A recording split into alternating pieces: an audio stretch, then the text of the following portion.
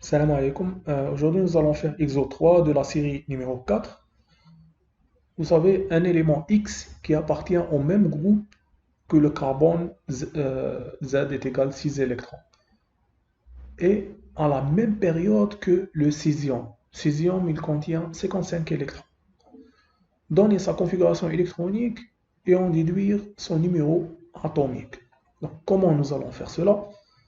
Donc, tout simplement, premièrement, on nous a dit que X, il appartient au même groupe que le carbone. Le carbone, nous avons vu dans la vidéo précédente qu'il appartient à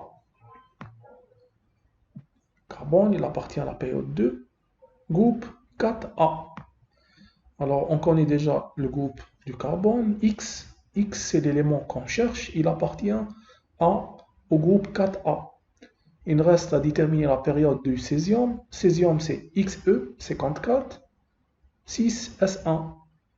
La période de césium et n est égal à 6. Donc notre élément a une période est égale à 6 et un groupe qui est égal à 4A. X appartient au groupe 4A et à la période 6. Essayons d'écrire la couche de valence de cet atome-là. Alors, il appartient à la période 6. Donc on commence par 6. 6S2. Rappelez-vous, la période, c'est le dernier chiffre, c'est le chiffre qui est associé au dernier S. Donc, c'est la couche de valence. La couche de valence de cet atome-là, elle est de 6S2. Et on sait aussi que le groupe, c'est 4A. Alors, 4A, ça veut dire que si on compte les électrons de cette couche-là, bien sûr, avant d'écrire cette couche-là, jusqu'à maintenant, on peut juste écrire 6S2. Alors, 6S2, vous avez deux électrons. Deux électrons, ça ne correspond pas au groupe 4. Il faut rajouter deux électrons aussi. Donc, on écrit 4F2. Mais si on compte 1 plus 2 plus 1 plus 2, ça donne 4. Les 4 électrons, ça correspond au groupe, mais ça ne correspond pas au sous-groupe. Parce que F, il est désigné par le symbole B. Rappelez-vous, la sous-couche F et D ont un sous-groupe B. La sous-couche S et P ont un sous-groupe A. Ici, c'est écrit A. Donc, ça doit être soit le S, soit le P. C'est pas possible que ce soit le S parce que vous avez juste deux électrons et ça ne correspond pas au groupe. Donc, qu'est-ce qu'on fait? On continue jusqu'à avoir le P. Cette couche-là, elle est constituée de 6S2, 4F14, 5D10. Après, vous avez la 6P. La 6P. Donc, P, il correspond au sous-groupe A. Donc, on écrit 2 ici. Pour comptabiliser 2 plus 2, ça vous donne 4. Rappelez-vous, quand la sous-couche D, quand elle est remplie, on ne la compte pas. La sous-couche F, quand elle est remplie, donc elle contient 14 électrons, on ne la comptabilise pas pour déterminer le groupe. Donc 2 plus 2, ça vous donne 4. Et le A, parce que votre dernière sous-couche, c'est le P. D'accord? Donc l'ordre, c'est l'ordre selon la règle de Kleshowski. D'accord? Donc après la 6S2, vous avez la 4F14, en bas vous avez la 5T10 et après 6P. 6. Mais on n'écrit pas 6, on écrit 2 parce que si on compte 2 plus les 2 de la sous-couche S, vous avez le groupe 4. A, c'est pour le P. D'accord? 6, c'est la période. Donc, jusqu'ici, vous avez un atome dont la couche de valence est donnée comme suit. Alors, vu qu'on a déterminé la couche de valence, on peut déterminer la configuration électronique de X. X, c'est quoi? C'est la couche de valence. Mais avant d'écrire la couche de valence, il faut commencer par 1s2, 2s2, 2p2, etc. D'accord? Il se trouve que cette couche, c'est la couche qui vient juste après la configuration électronique du xénon. Donc on écrit XE Après, on écrit cette couche-là. Alors, le nombre total des électrons de l'atome X, c'est 54, plus 2, plus 10, plus 14, plus 2. Ici, on compte le nombre d'électrons et non pas les électrons pour donner le groupe. C'est le nombre d'électrons total dont on a besoin. Parce qu'à la fin, on nous demande de calculer Z. Z, c'est 54, plus 2, plus 14, plus 10, plus 2, et ça donne 82. Notre Z, notre atome, il contient 82 électrons. D'accord? Donc, juste pour rappel, ici, vous avez après le XE, vous avez la 6S2, 4F14. C'est pour ça que ici, j'ai tout de suite écrit XE, après 6S2, 4F14, 5FD10, 6P2. Aussi, si vous préférez la configuration électronique qui commence par 1S2, 2S2, 3S2, vous pouvez faire ça aussi, d'accord? Soit vous utilisez les gaz rares, soit vous utilisez la configuration électronique normale. Alors, maintenant, on a trouvé Z est égal à 82. C'est bon, on a terminé l'exercice. Parce que l'exo, qu'est-ce qu'il demande en réalité? Voilà, donner la configuration électronique et déduire le numéro atomique. C'est bon, c'est fait. Passons à l'exo 4. Étant donné les éléments suivants, donc vous avez quelques éléments, le F, l'aluminium. Bon, ça c'est pas l'aluminium, mais c'est l'arsenic, c'est le AS. D'accord? Donc le AS, il contient 33 électrons. Le Z est égal à 33. Le AL, c'est Z est égal à 13. Donc vous corrigez. S 16, ZR, zirconium 40, l'argent 47 et le césium 55. Attribuez à chacun des éléments la valeur de rayon atomique parmi les valeurs suivantes. Donc dans cet exercice, qu'est-ce que nous allons faire? Nous allons apprendre à dessiner un mini tableau du tableau périodique. Qu'est-ce que je veux dire par là? Donc, on passe à l'exercice 4. Donc, comment on va faire?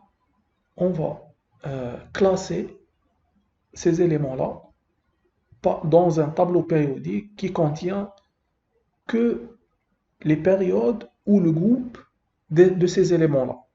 Donc, par exemple, le zirconium, c'est 5S2, 4D2. Le groupe, c'est 4B. Et la période, c'est 5. Donc, c'est 5, 4B.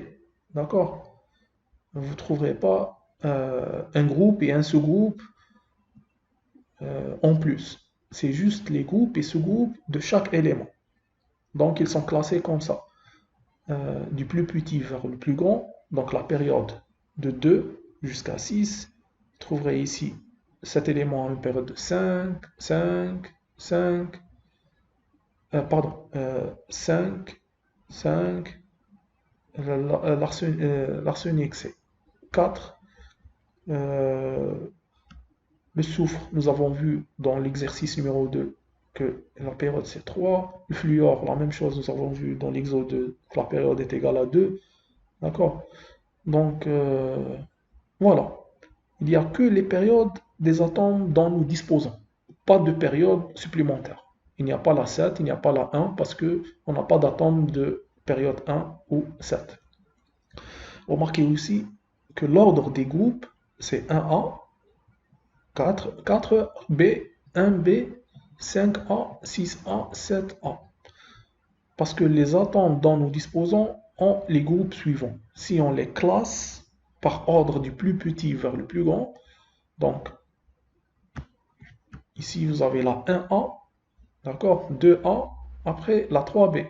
Vous n'allez pas avoir directement la 3A, d'accord? Voilà. Ici nous avons classé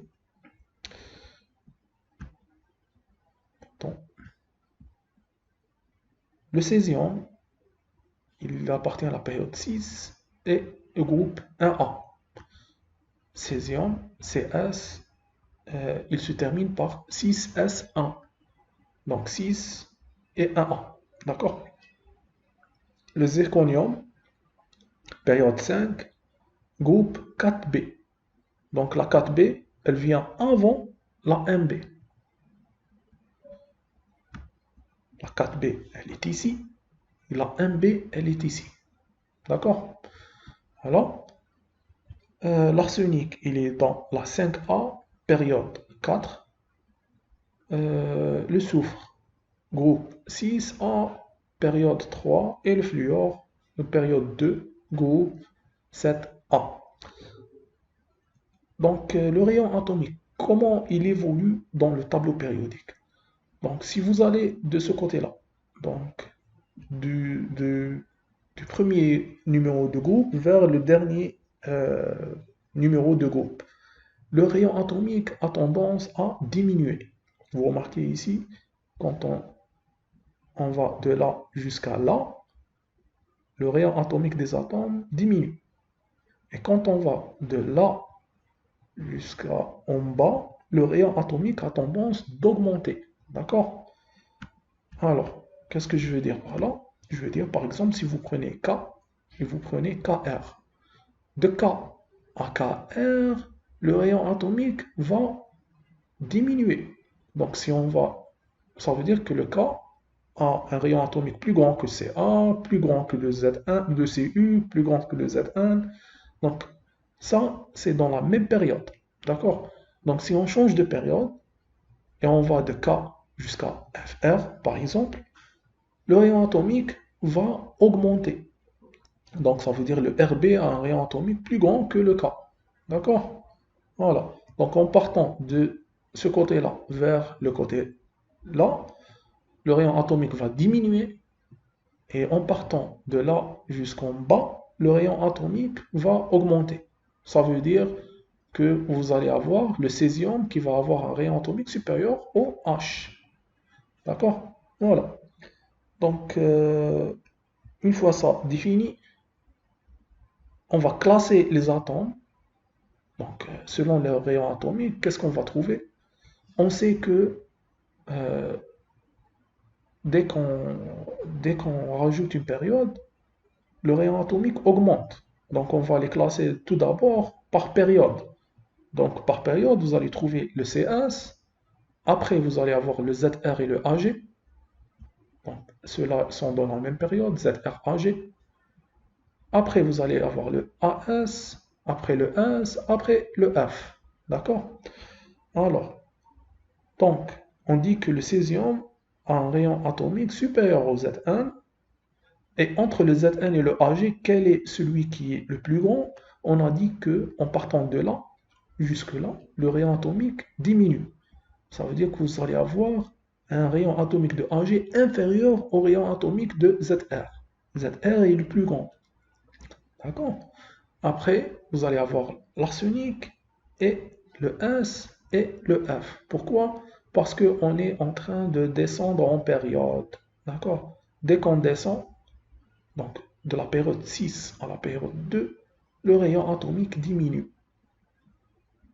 Après, tout ce qu'on a à faire, c'est de classer les numéros qu'on nous a donnés par ordre décroissant, du plus grand au plus petit. Et vous allez avoir le césium à un rayon atomique de 2,67 angstroms, etc. jusqu'au fluor qui a un rayon atomique qui est égal à 0,72 angstroms. Donc il faut se fier à cette échelle-là. En partant dans une même période de gauche à droite, le rayon atomique diminue. Et en augmentant la période, le rayon atomique augmente aussi. Voilà. Donc, question numéro 2. Même chose, ici aussi, on nous demande de, étant donné les éléments suivants, donner la position de chacun d'eux dans le tableau périodique. Attribuer pour chacun d'eux l'énergie d'ionisation correspondante parmi les valeurs suivantes.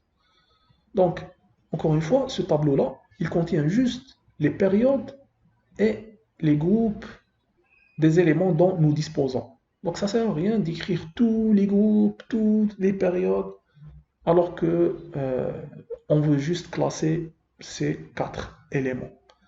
Les 4 éléments suivants, vous écrivez leur configuration électronique, vous déterminez leur groupe et période, vous allez trouver le groupe du molybdène est égal à 4P, sa période est 5. L'argent, période 5, groupe 1B. Le thélium, groupe 6A, période 5. Et bon, le bromure, vous allez trouver période 4, groupe 6A. On va classer ces éléments selon leur énergie d'ionisation. Il se trouve que dans le tableau périodique, dans une même période, en allant de gauche à droite, l'énergie d'ionisation augmente. En allant de haut en bas, ça veut dire en changeant de période, en augmentant la période, l'énergie d'ionisation, elle diminue. Il faut savoir que l'énergie d'ionisation, euh, elle varie dans le sens contraire de rayon atomique. Donc, si le rayon atomique il diminue, l'énergie d'ionisation elle augmente. Si le rayon atomique il augmente, l'énergie d'ionisation elle diminue. D'accord? Donc, on va faire comme dans les rayons atomiques, nous allons les classer par énergie d'ionisation. Ça sera BR. Après, vous allez le thélium, le Ag et le MO. Donc, comment j'ai fait ça? Nous avons dit que dans une même période, de là jusque là, l'énergie d'ionisation, elle augmente. Et en changeant de période, donc en augmentant la période, l'énergie d'ionisation, elle diminue. Ça veut dire que vous allez avoir le brome qui va avoir une énergie d'ionisation supérieure à celle de cette période-là, la période 5, molybdène, Ag, thélium. C'est pour ça qu'on a écrit le brome en premier. Après, vous avez des atomes qui se trouvent dans la même période, qui est numéro 5, le molybdène, l'argent et le thélium. Comment les classer? Nous savons aussi que l'énergie d'ionisation dans la même période, allant de gauche à droite, elle augmente. Elle augmente, ça veut dire que le thélium est le plus grand. On écrit thélium, après Ag, après molybdène. Et on classe les chiffres que nous ont, les chiffres de l'exercice, on va les classer du plus grand vers le plus petit. Et nous allons avoir le thélium qui va avoir une énergie d'ionisation de 9,01 et le molybdène à 7,10. Même chose pour la troisième question. La troisième question, on nous demande d'attribuer à chacun des éléments son électronégativité. Et aussi, on nous donne les chiffres des électronégativités. Donc ça, c'est pas le baryon. Le baryon, c'est 56. Donc ici, vous corrigez, c'est pas 54, mais 56. D'accord? Ok? Donc, comme dans la première question, la deuxième question, pour la troisième aussi, nous allons faire un mini tableau périodique, un mini tableau périodique. Donc, le tableau périodique sera comme suit. Période 3, vous allez trouver le phosphore à 5A. Donc, comment réaliser ce mini tableau? Il faut, pour chaque élément, il faut écrire la configuration électronique et déterminer le groupe et la période. Donc, groupe, sous-groupe plus période. Et vous allez classer vos groupes et classer vos périodes. Par exemple, vous allez trouver les périodes suivantes. Vous allez les classer du plus petit vers le plus grand, comme dans un vrai tableau périodique. Vous avez ici le groupe de A, 3, 6, 8B et 5A. Pourquoi j'ai écrit le 8B entre ces deux-là? Tout simplement parce que dans un vrai tableau périodique, vous allez trouver le 8B entre la 2A et la 5A. Alors, l'électronégativité, elle varie de la même manière que l'énergie d'ionisation. Donc, dans une même période, allant de gauche vers la droite, elle augmente. Et en augmentant la période, elle diminue. Même chose, nous allons les classer du plus grand vers le plus petit. Donc, P aura la plus grande électronégativité et BA la moins grande électronégativité, donc la plus petite. Pourquoi? Parce que il est dans la période 6 et celui-là, il est dans la période 3.